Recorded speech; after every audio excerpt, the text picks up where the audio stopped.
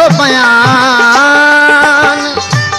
सूरत सारी आहे तुझी सिर सुबहान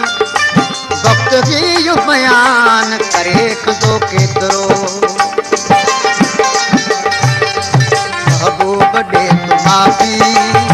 तो हीणो हाल आहे महबूब दे तू माफी तो हीणो हाल आहे मेरी परच छड रुसण के मेरी परच छड रुसण के मुझो भी सवाल आहे महबूब दे तू माफी तो हीणो हाल आहे महबूब दे तू माफी तो हीणो हाल आहे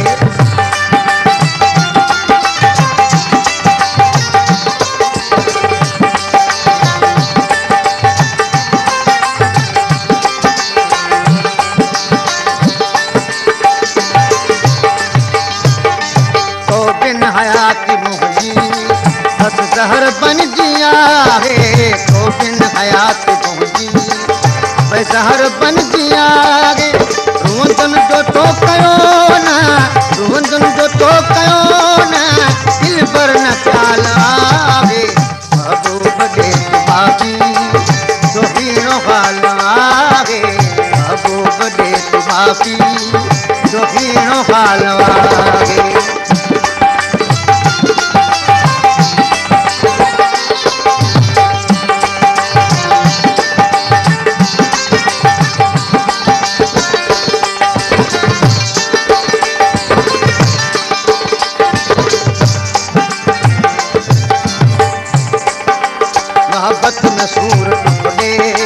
भली तो सजन मसन दुस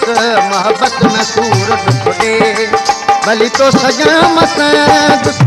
तोरी जियण दुनिया में मुझो जंजाल आवे महबूब दे तू माफी तो हीणो हाल आवे महबूब दे तू माफी तो हीणो हाल आवे मेरी परच छड रुसण के मेरी परच छड रुसण के मुझो भी सवाल आवे महबूब दे तू माफी तो हीणो हाल आवे महबूब दे तू माफी तो हीणो हाल आवे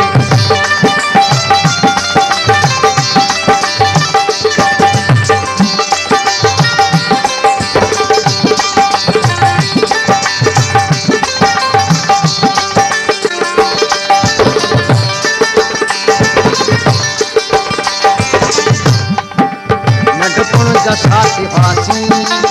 हाणे माण्हू चचंदा नंढपण जा साथी फासी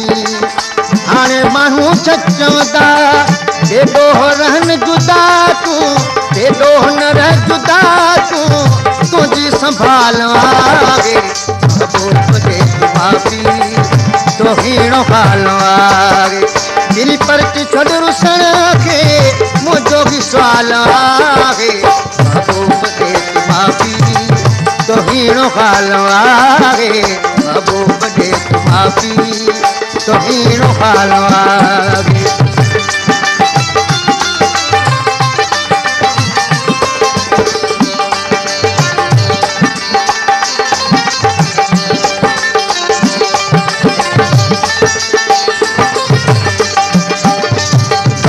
बपड़ तव्हां सां कहिड़ो यार सीनो सागे वक़्तु बपड़ तव्हां सां कहिड़ो यार सीनो सागे बेगॾिजी ॿुध अंदर जो बेगॾिजी ॿुध अंदर जो जेकी हवाल आहे महबूब दे तू माफी तो हीणो हाल आहे तेरी परच छड रुसण के तेरी परच छड रुसण के मुझो भी सवाल आवे महबूब दे तू माफी तो हीणो हाल आवे महबूब दे तू माफी